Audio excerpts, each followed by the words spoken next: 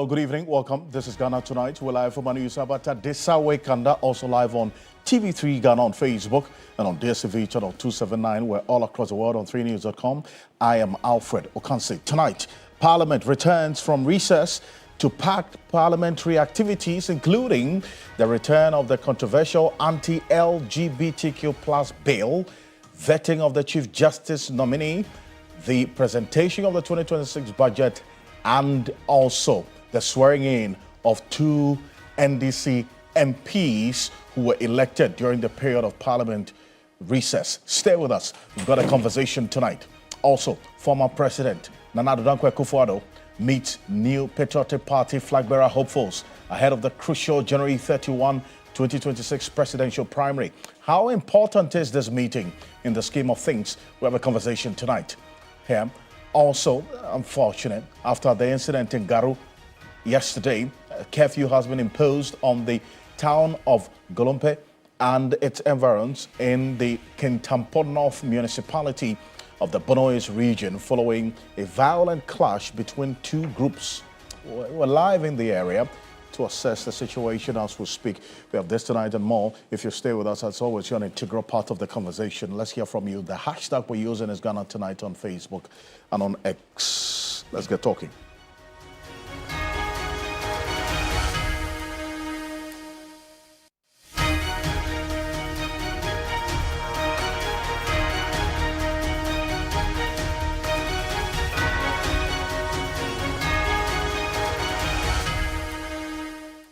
Let's settle for Ghana Briefs.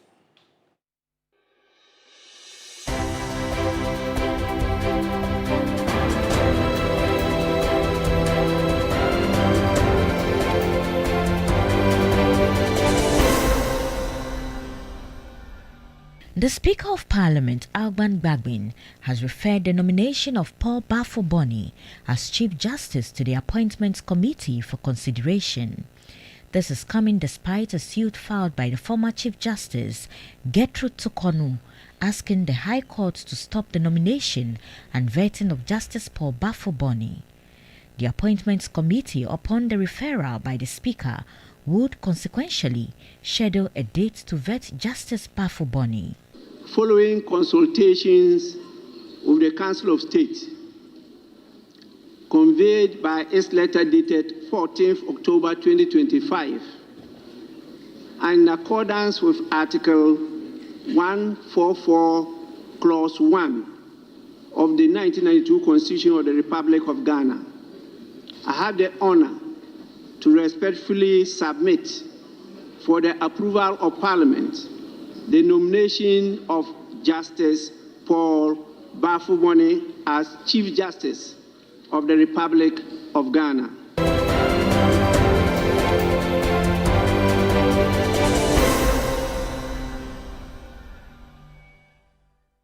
President John Mahama has announced the introduction of a strict weight restriction regime aimed at sanitizing discipline on the road and ensuring roads last for the period of existence. At the sword curtain for the redevelopment of the Cape Coast Takoradi National Route in Takoradi as part of the Big Push agenda, the President says consultation will soon commence with transport owners on the introduction in the next budget reading by the Finance Minister. There are trucks in this country that load 120 tons when the maximum load is supposed to be 50 tons. There is no road you can construct that will stand 20 tons per truck. I've told the roads minister, and it's going to be announced firmly in the budget. We'll consult the drivers' union, the transporters. We must implement weight restrictions so that the roads that we build can last.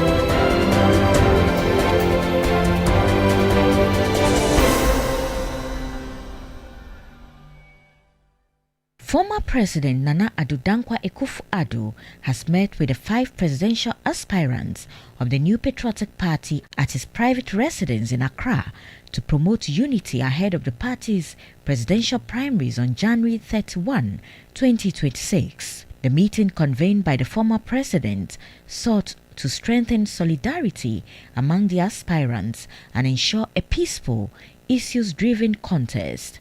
Akufo-Addo urged them to conduct their campaigns with respect and focus on their policy ideas rather than personal attacks.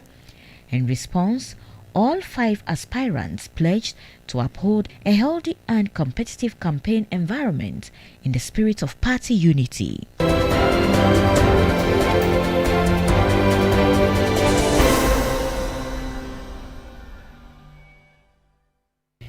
Gulumpet Township and its surrounding areas located within the Kintampo North municipality of the Bono East region are now under a mandatory curfew. This curfew, ordered by the Interior Minister, took effect since 4 p.m. and will end at 6 a.m. This is the new norm for residents until further notice. Escalating chieftaincy disputes, culminating in a violent exchange, left 4 individuals critically injured by gunfire and forced thousands of residents, primarily women and children, to flee their homes. Security forces have been deployed on the ground to actively stabilize the area.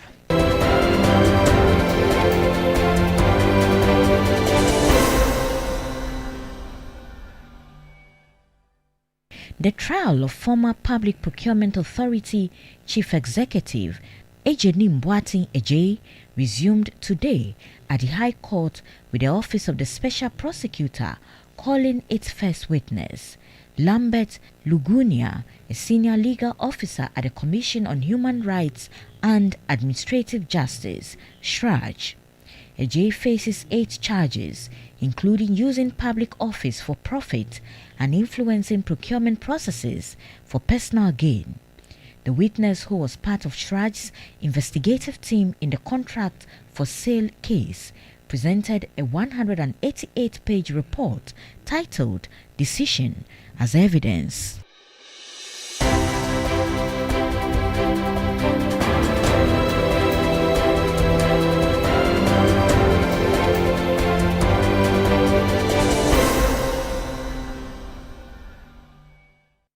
There's more news on 3news.com. Make some time and visit 3news.com. This is Ghana Tonight. We're live as well on 3FM 92.7, also on TV3 Ghana on Facebook and on DSTV channel 279, and all across the world on 3news.com. As always, proudly brought to you by Flamingo Paint, Simply Superior, Sasso Insecticide Spray and Quell, Kumtumto Preco. Coming up next on Ghana Tonight, Parliament returns after recess. It's a packed agenda, and we'll just take a few of them and have a conversation. The sticky point in this packed agenda is the controversial anti-LGBTQ plus bill, which has circled back to Parliament. The Chief Justice, the nominees vetting, as well as the 2026 budget all take center stage in this session of Parliament's sitting. Now, this is one that indeed, in fact, the Parliament reconvening this time, you recall, was supposed to have been a week ago. It was postponed, as the Speaker indicated, for reasons beyond his control. Well, we got a new date today. Parliament is back in full swing after a long recess. Crucial items have been tabled and expected to be executed in this third session. By way of highlights, members of Parliament that's elect for Akwatia and Tamale Central, that's Bernard Bediako Baidu, and then also Professor Alidu Seidu were sworn in earlier today. So now they're recognized by Parliament, and they're going to start their work. Those are the 2 gentlemen you see right there, and they took their oath, and we're going to hear them shortly, and the Speaker's commitment, in fact, to getting them to adhere to the rules of the House and his admonition to them to make the standing orders of Parliament their Bible for as long as they remain in the House.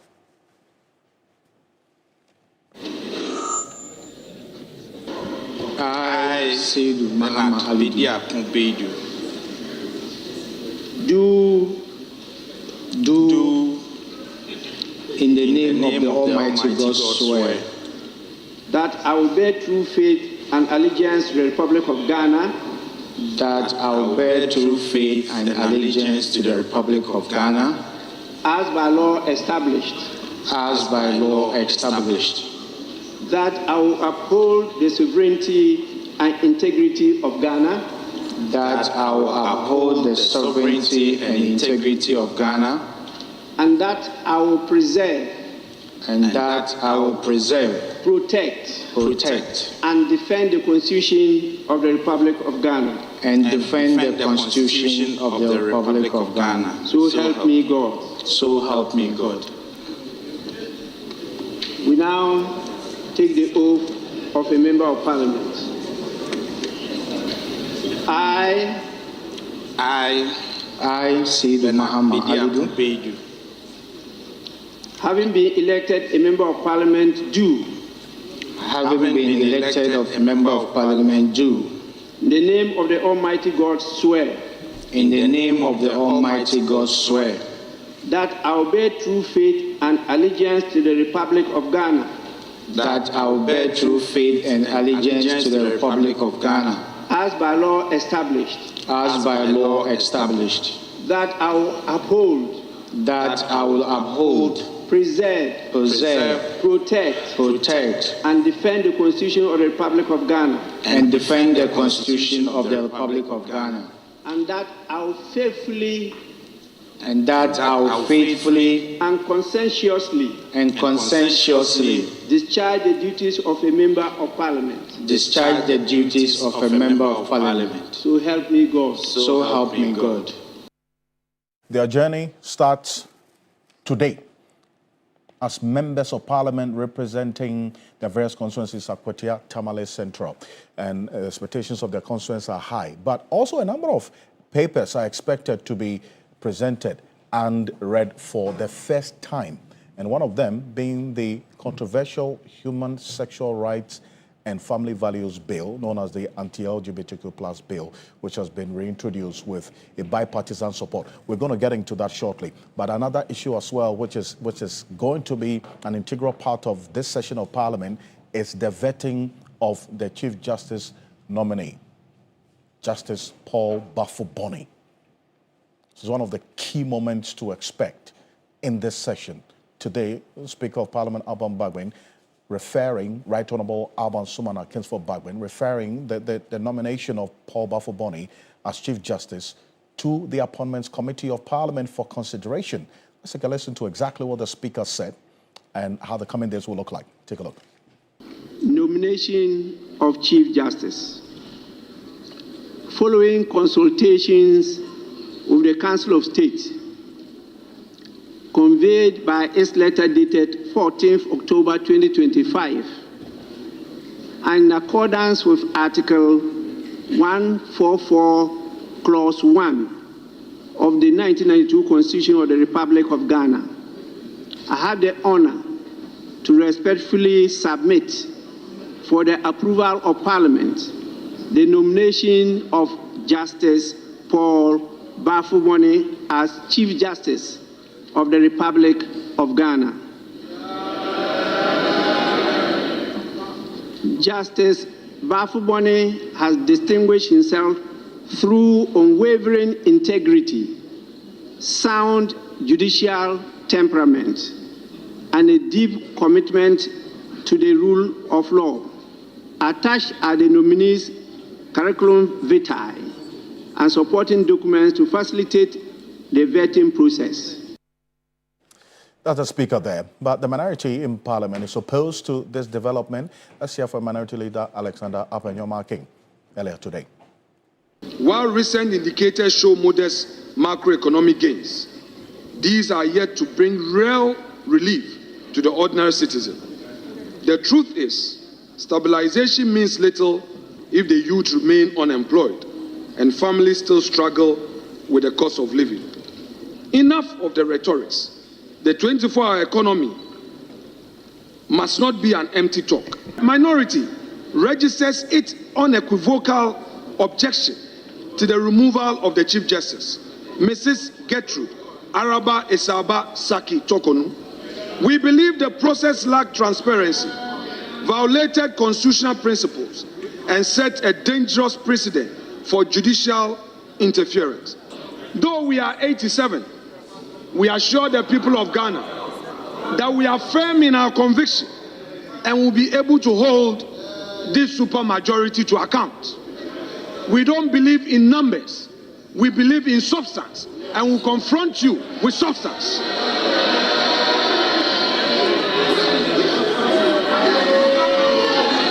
Mr. Speaker, we are a proud, mighty few who will speak truth to power and work tirelessly.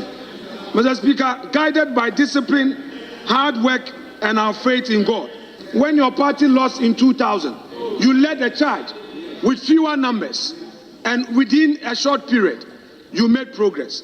We also inspired by what we saw in 2016, said that by 2020, your side had made progress.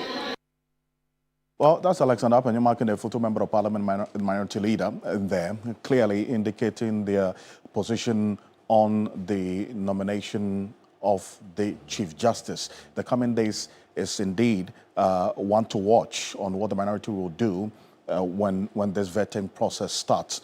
You're going to stay with us here on Ghana Tonight because we follow this every step of the way. This Human Sexual Rights and Family Values Bill, this anti-LGBTQ plus bill, this is the second time that this bill is going to have a taste of Parliament's debate and then also proceedings. Earlier, in 2021, when this entire process started, the politics of things and then also how the judiciary was called into the work of Parliament regarding this matter, a number of applications that were tabled in court and essentially restricting the Speaker from transmitting this bill to the President and also restricting the President from accepting, the then President, John Nana Addo Akufo-Addo, from accepting it. We saw how things played out. These two cases were discharged of and were ruled upon, clearing the way. There are many who were also expecting that this matter would have been dealt with before the election because it was a crucial issue going into election 2024. And we will hear one of the proponents and the sponsors of this bill, his position on how this bill could have overturned the outcome of election 2024. And this, I'm talking about Reverend John Ntim Fordjour. He was part of the old sponsors. We tell me the old sponsor, the first set of sponsors of this anti-LGBTQ plus bill. Him together with the Honorable Samuel Natejo, who was frontal, is the now communications minister, MP for Ningo Pram, Honorable Dela Adwoa-Sowa, Bepando Member of Parliament, Emmanuel Bejra, MP for Whole West, the Honorable John Ntim Fordjour, MP for Asin South, was then the Deputy Education Minister, Al-Hassan Saibu Suin, MP for Tamale North, he's now a Deputy Roads Minister, the Honorable Rita Na Odole Sowa, Lada de Kotopon Member of Parliament, Helen Adjoa Ntoso, Kratio West Member of Parliament, Nelson Roxon Dapiamepo is the current Majority Chief Whip and Member of Parliament for the South Dyke constituency. These were the first sponsors, 8 sponsors of the Human Sexual Rights and Family Values Bill in the first instance when this bill was first laid in Parliament. But we are seeing a different set of sponsors of this private member's motion or this bill.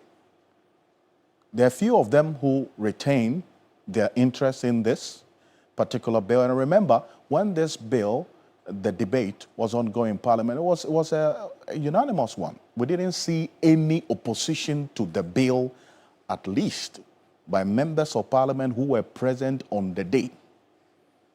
But we are seeing the second time this bill is coming to Parliament having some different faces as the sponsors of the bill. John Ntim Fordjour is there. He was there in the first set of the sponsors. He is here in this new set who have gotten this bill reintroduced into the business of the House. This session is going to have to consider that, this Human Sexual Rights and Family Values Bill 2025. So the first was 2021. Reverend John Ntim Fordjour, the MP for Asin South, is there as a sponsor. Samuel Natejo is there as well. The current communications minister is also a member of the group of MPs sponsoring this private member's bill. Emmanuel Kwesi Bejra is there as well. Helena John Tosso is there. Then there's a new person who's coming. Vincent Takoa Sefwa, the old Tafo member of parliament, the former deputy minister of local government. Here's the latest addition to the list of sponsors of this Human Sexual Rights and Family Values Bill. Nuruddin Mohammed Mumuni, the MP for Narirugu Gambaga constituency, is a new person as well. Al-Hassan Tampoli, the MP for Gusheu, is also another new face. Rita now Dole Sowa, previous also being seen in this second time. Tia Abdul Kabiru Mahama, the Wale member of parliament, is also a new face in this list of MPs sponsoring this bill. And then there's Anthony Mie, the MP for Odotobri constituency. So they have about 5 persons, now bringing the number to 10 from the previous 8 MPs who first sponsors this bill in 2021. Now we have 10 MPs who are sponsoring this new bill, Human Sexual Rights and Family Values Bill. And I say this is a new bill because, as we do know, by the rules of Parliament, when a bill before the House is not passed into law and accented to, the entire bill dies with the life of that parliament. So this process is going to have to start all over again. This is why I bring in Adam Senanu, is a co-chair of the Citizens Movement Against Corruption. But for this conversation, he is the lead advocate for the Advocates for Christ. They were one of the organizations that supported this bill and the campaign for this bill to be passed. He's joining us on Zoom right now. So I appreciate your time. Thank you for joining us. Now, this anti-LGBTQ plus bill has circled back to Parliament, and we're seeing it again. How do you expect things to play out now in the coming days? Because now there's quite some time. Well, yes. I mean, as far back as late last year, we were aware that we're going to end up with potentially 2 options. One was, and I think basically beginning, late last year to beginning this year, was either that the president was going to have a government-sponsored version, which we needed to decide whether would align with, or as the Speaker of Parliament had said, he would re-trigger pick the old one, re-trigger a process to fast-track it through Parliament, given that they had done their part and they had actually passed it. It was the president who refused to receive. So we've been aware that there were these 2 options, and many of us were kind of inclined towards the Speaker's version of re-triggering it, because we knew they have control. Parliament that had worked with us already on it would have control, and it meant that we're not going to entirely throw away what had already been put in as content. So I'm happy to note that the commitment by the Speaker that he would re-trigger has come to pass, and I'm quite sure that in the same vein as the commitments he made, that he would make it a much faster process based on the fact that this is their own document, is likely to be what transpires as it goes through the processes in Parliament. That reference that you made to the position that the president had earlier suggested, I want us to take a listen to exactly what the president said. In this proposal, you referenced that he's thinking, in his view as well, that it could be considered to be, instead of a private member's bill, it would be a government-backed bill, so that the bill, if it's going to be reintroduced, which we're seeing now, would be one that is initiated by government and not private members. This is what the president said when he was at the Catholic Bishops' Conference, I think, when he assumed office, called on him. Take a look. President, military president, then he became civilian president. The first time the transition from one party to another took place, I had been Minister of Communications at the time, and I know what happened. So it looks like it's become a tradition that is continuing to, happen. And so we need to see how we can arrest the situation. So we'll take note of that. And I think that together we can find a solution to it. I've appealed several times to people to, act differently and not do the same things that happened before, because the people of Ghana repose a certain confidence in us that we do things differently. And so we mustn't say because these people did it at this time, we also are going to do the same thing. And so the invading of government offices, going to take over government offices and things must stop. Ministers are being appointed. Once they take office, all this is going to unfold in an orderly manner. And so I once again reiterate my call to all the people who are doing that to stop. With regards to the proper human sexuality, and it's quite a long name, proper family values bill. If you remember, there was a court case that injuncted the speaker from forwarding it to the president, and also restrained the president from receiving the bill. Eventually, that case was disposed of in December, I think on the 18th or so. Yeah, so it meant that the injunction had been cleared. But as far as I know, the bill did not get to the president for assent. And so the convention is that all bills that are not assented to before the expiration of the life of Parliament expire. And so that bill effectively is dead, it has expired. I don't know what the promoters of the bill intend to do, but I do think that we should have a conversation on it again so that all of us, if we decide to move that bill forward, move it forward with a consensus. And probably it shouldn't be a private member's bill, it probably should be a government bill with governments behind it after consultation with all the stakeholders to see how we're able to move this forward. So, Mensah, that was the president's proposal that the proponents of this bill, the sponsors, sit down, have a conversation so that instead of it coming in the form of a private member's bill, as we have seen it come again, the second time, he was proposing a government-backed bill, that government will back it with its powers to go to Parliament. But now we're seeing it take the form again of a private member's bill. For you, the proponents of this bill, the supporters of this bill, what would you have supported? What I alluded to, that from the end of last year and essentially at the beginning of this year, we were already aware of two options. One was the government-sponsored version, which the president has spoken to. The second was the speaker saying he will pick the old bill, which they had already worked on, re-trigger it, and enable it to go much faster through the process in Parliament.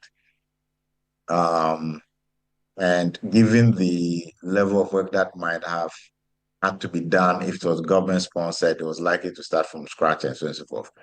Many of us were inclined to go with the speaker's option. What the case has been is that we've been waiting to see whether the government-sponsored version will take off. Initially, we had been told we would have some engagement with the AG, which never actually transpired. So we are happy to know that the speaker has proceeded with what he had committed to doing. And we are quite sure that that process would then mean that it will not take as long as it would have been if it were government-sponsored. So if you talk about, so your concern is about how long it would have been or it would have taken if it was a government-sponsored one. Now we're seeing it private members. How long are you expecting this process to take before this bill becomes law or is assented to? I think that their intention, if I'm right, is by the end of this year. It certainly is not beyond the middle of next year. So maybe we should check the rapporteur. But what I remember, I suspect that the intention is to look not beyond the middle of next year. I think they're targeting by the time they rise. Because you should remember that this was 3 years of work. At the end, when it was passed on the 28th of February in 2024, it was a consensus decision. There was no exceptions. So the only failure was the president refused to receive it. An issue which some of us still believe that we need to take it to court because it creates a lacuna which could set a bad precedent for the future because there was no constitutional basis as far as we are concerned for that to have happened. So from the parliamentary end, with the speaker still in the seat, we have a lot of confidence. Talking about the confidence, specific speaker. Right, they're talking about the confidence that you have, that the timeline you give by end of next year, June, you say, that's the timeline, all things being equal. But then again, this is subject to the absence of any court proceedings, any attempt to injunct the process and so on, isn't it? Well, it's not our timeline. I am saying that if my information is right, the thinking, I don't think that the intention was to go beyond the middle of next year. I suspect I heard somebody say that even if possible by the end of the year. So that is the parliamentary discussion, the information we've received so far. But critically, obviously, all of these are subject to if somebody wants to attempt some legal processes. Mind you, I mean, even the previous one, remember when the court processes were triggered? One of the things that we didn't understand was how the case was never prioritized from was it March? From March all the way, March or April all the way down to elections in December. Nothing substantive happened. I think it was November, and then it was deferred or something. But one cannot say that there may not be some attempts, even though premature, because to all extents and purposes, even at the time, we're saying until the president had received it, there was nothing substantive before the president. So which document were we taken to court? But I'm sure those are legal issues. There are legal issues, and this one that we would watch as well going forward. But then on this particular bill, this is what Reverend Ntim Fordjour, who is also a sponsor of this bill, said in that interview with City FM. He said, quote, if former President Akufo-Addo had been able to sign this anti-LGBTQ plus bill, it would have served this nation a lot better, and it would have even enhanced the image of the NPP. And I dare say that the outcome of the election in 2024 would have been different. It would have been different. The outcome would have been different. And he said way before that we voted or went to the polls. Now, let's take a listen to this and exactly what the position, and then we'll take a listen to Dr. Rashid Draman right now on another issue. Take a look. Even when I was Deputy Minister of Education, when my government was in power, I was very bold and vocal every stage of the enactment. And even when it was passed and the bill suffered legal challenges for which Parliament could not transmit it to the President, I was bold even to say that if these obstacles were removed and if President Nana Addo Dankwa Akufo-Addo had been able to sign this bill, it would have served this nation a lot better, and it would have even enhanced the image of my party. And I dare say that the outcome of the election in 2024 would have been different. Would have been different. It would have been different. The outcome would have been different. I've said it way before, we even voted, after we voted, before handing over. I have said it so my position is consistent. My position then has not changed. It will not change now. And so let's all proceed with that consistent principle and do what is right for our country. That's Reverend Tim Fojo there. But earlier today, the Speaker of Parliament, Honorable Alban Sumana Kesfo-Bachman, indicated that, in his view, there should be a consideration for annual leave days for members of Parliament, one that has attracted some reactions as well. But this was why he made this proposal. Take a look. We say recess. They recede from plenary session to engage in the other functions of the House outside plenary session. So they don't go, members of Parliament don't go on holidays or vacation. They recede to continue to do the work of Member of Parliament. I think it's something that we have to consider, because the Labour Act expects that you should also have some leave. Some leave is done all over the world. Members of Parliament have leave so that you can rest. Those of us who have sacrificed all these years, we know how our families have been destroyed, because you never have time for your family. You never have time for people dear to your heart. That's the speaker there. And Dr. Rashid Draman, Executive Director of the Africa Center for Parliamentary Affairs. Thank you for joining us. The speaker says, if you go on recess, you're expected to rest, but he says with the interaction and observation for the period, the MPs are still doing constituency work while on recess, so they don't rest. Annual leave days, that's what he's proposing. Is it worth considering? Alfred, I think that this might have to be put in a much bigger context of the calendar that our parliament operates with. In many parliaments around the world, there is time for work in the House, in the chamber, and there is time designated specifically for work in the constituency. And so when members of Parliament, when Parliament is on recess, then it is time for members of Parliament to get some rest. They are human beings, so let's not forget that. So we might need to have a much bigger conversation as a country to look at how our Parliament operates, so that whenever Ghanaians complain that they are not in the chamber, we want to be sure that they are doing work in the constituency.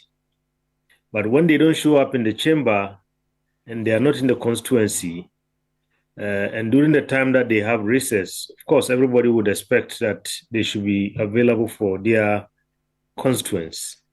And that is where the call by the Right Honourable Speaker might have to be put in a much bigger context. So the point I'm making is, perhaps we have gotten to a point as a country where we need to clearly look at the calendar of Parliament and say, from this period to this period, that is time that people have to be in the chamber for legislative work, for oversight and questions and so on. From this period to this period, everybody has to be in their constituency and attend to the needs of the people that they represent. And then clearly, between meetings, then it becomes holiday for members. Otherwise, right now, if we add this to the already long intervals between meetings, and if we are not careful, we might end up with a situation where there will be very little time left for legislative work. And that's where the concern is, that how productive would this be, and how that would impact on the productivity of Parliament in the sense. In your view, if this is going to be considered in any way, then the absenteeism of the MPs should be checked so that they will be in the House all throughout the period of the session and not absent themselves. Then there could be consideration for this. Yes, I think it's an argument in the right direction. I believe that perhaps before we get to the point of granting leave, as the Right Honourable Speaker is advocating, the leadership of Parliament might want to revisit the issue of absenteeism, because sometimes Parliament is its own undoing. Because when you take the cameras into the House and the House is empty, they are already on holiday. So when you add another holiday, then it means that sometimes there might be the suggestion that people are being rewarded already for doing no work. So first of all, the leadership must have to crack the whip and make sure that when Parliament is sitting, everybody shows up and work, and then they deserve a holiday. And again, I'll go back to maybe redesigning the legislative calendar, as I indicated earlier. But you see, Alfred, I think this conversation, we are having this conversation, I believe, mainly because of this chronic absenteeism that we see day in, day out, meeting after meeting, session after session of our legislature. And sometimes even beyond the leave, when important issues are being raised about the conditions of members of Parliament, the immediate thing that comes to the minds of most Ghanaians is the fact that the chamber is always empty. They do a lot of good work, but the optics of showing a chamber that is most of the time empty, I think is not good for our legislature. That needs to change. The defense they gave is that if they are not in the chamber, that they are doing committee work. So it's not as though they are out of Parliament not doing the work expected of them. Dr. Rashid Rahman.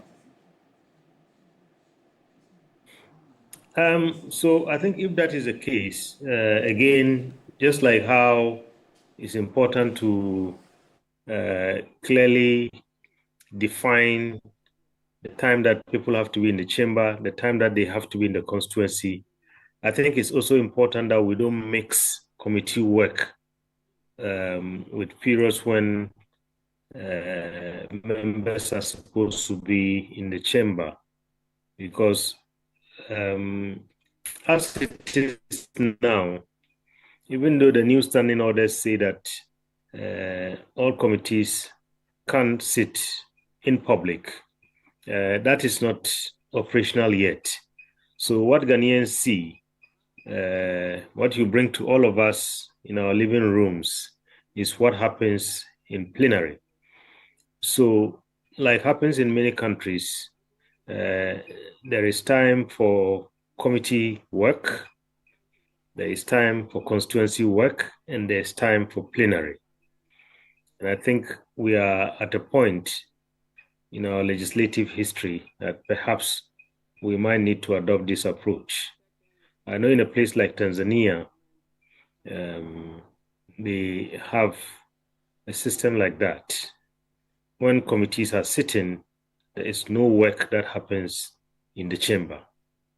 And when the chamber is in session, nobody has any excuse that they are doing committee work. Then at least we are clear. There's clarity about where our members of Parliament should be at all times.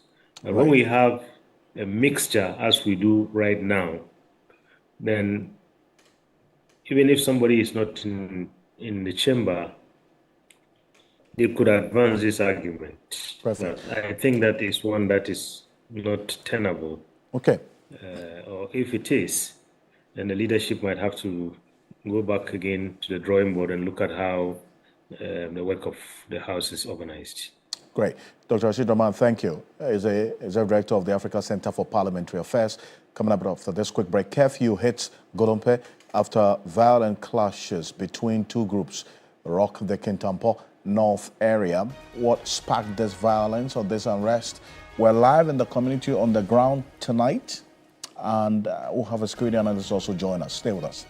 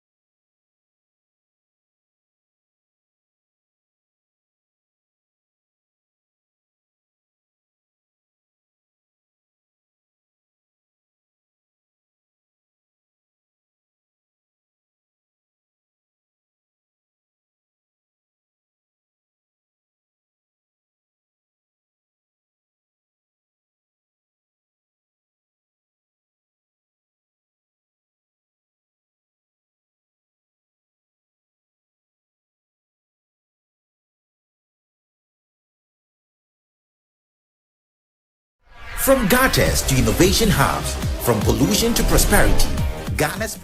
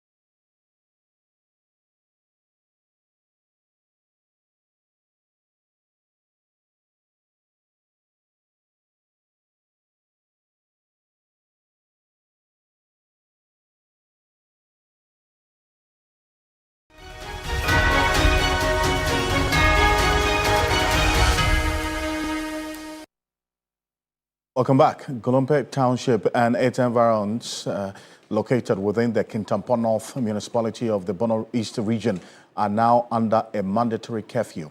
Now, that's the community you see on the screen there. This curfew, ordered by the Interior Minister, took effect since 4 p.m. and will end 6 a.m. This is the new norm for residents until further notice. Escalating chieftaincy disputes culminating in a violent exchange left 4 individuals critically injured by gunfire and forced thousands of residents, primarily women and children, to flee their homes. Now, security forces have been deployed on the ground to actively stabilize the situation in the area. Now, that's the scene that you see there is what is happening right now in this particular community as we speak. Belinda Tete is our correspondent on the ground for us. She's connecting with us live from nearby community because of what's happening in there. Belinda, tell us, tonight you've been picking some information from your sources within the security agencies deployed there. What's the situation as we speak? As we speak, before I left the community around 5:30, the curfew has already started, and there's a heavy security employment at Gulumpe, and so they were making their patrols, making sure that the curfew takes effect. And so as at 5:30, every movement halted. Everything that implies movement has halted around Gulumpe. So as it stands now, they are obliging by the curfew rules as I speak to you. I see. But then again, you talk about the women and children who have had to flee the area. Now, any idea where they are fleeing to? Yes. So this morning, when I got to the community, we even met some women who were loaded in trucks and kiosks, and some were also loaded in the tricycles. Some moved to Kintampo, which is the nearest safest community for them to reside currently. Some also moved towards Tamale. And so I'm told some are in Kintampo, some have also moved to Sechiman, and some have faced the Tamale Road. So as we speak now, they are quite scattered. Some have moved towards Kintampo, and some have currently moved towards Tamale. But I spoke to the regional police commander, who tells me that with the curfew, with the Ministry of Interior imposing the curfew on the community, they are going to make sure that the people imply by the rules of the curfew And also, they are going to make sure that they maintain the peace and calm of the community so that the people who have fled the community can come back and start their life all over again. Let's listen to DCOP Ojo, who is the regional police commander.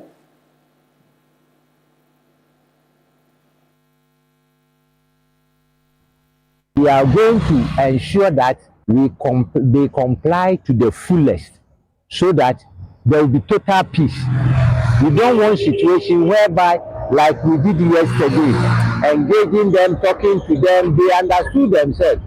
And lo and behold, look at what happened this morning. So the imposing of the curfew is good. We are going to ensure that they comply, and then there will be total peace, absolute peace within the Olympic community. For the people returning into the community, is engagement. Those that are there, that is the husbands, their fathers, and other people, what have you, their brothers. So that is why we've engaged them and spoken to them that they should tell them that now. Well, you hear that assurance given by the police commander there, and Richard Kumado is security analyst. Kumado, thank you for joining us. Now, this comes on the heels of what happened in Garu yesterday. Unfortunately, 4 people lost their lives. It had nothing to do with whatever the people came there to do, and then we are seeing this one, which is chieftaincy related. What should be the collective approach to analyzing and responding to what's happening in different parts of the country? I think this existence of many of these community crashes is putting pressure on the national resources, particularly the police. It means that all of us, together with the police, we have a huge responsibility, and there's a lot of work to be done to maintain law and order within our inner communities.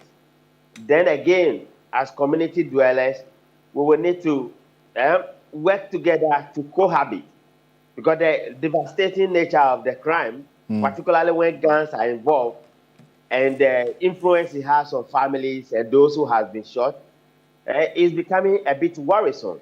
And so that is why the police have the power to maintain law and order. But all of us, irrespective of whichever community we are living in, we will need to start building peace.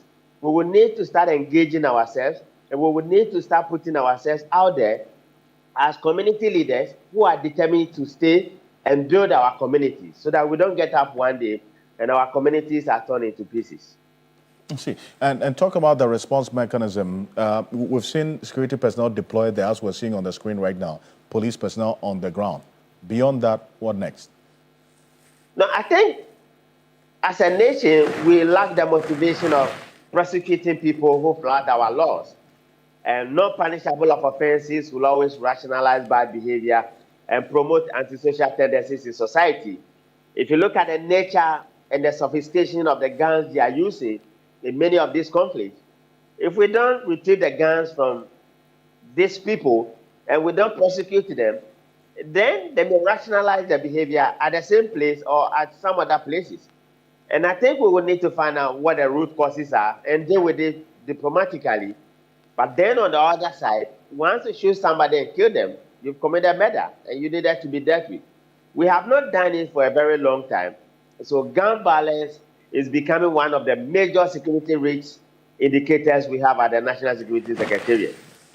Kumado, thank you so much for joining us, security analyst. Also to you, Belinda Tete, our correspondent in the area. Belinda, appreciate you. Thank you so much for joining us. And tomorrow, we'll keep an eye on it because the curfew and 6 a.m., the residents will have their lives back, and then by later in the day, the curfew kicks in again. So we'll keep an eye on how things play out. On behalf of the rest of the team, we do appreciate your company. Join the New Day team tomorrow morning at 6 a.m. on 3FM 92.7 as well, at 6 a.m. with the team on Sunrise. I am Alfred Okonse. Have a good night. Ghana Tonight is brought to you by Flamingo Paint.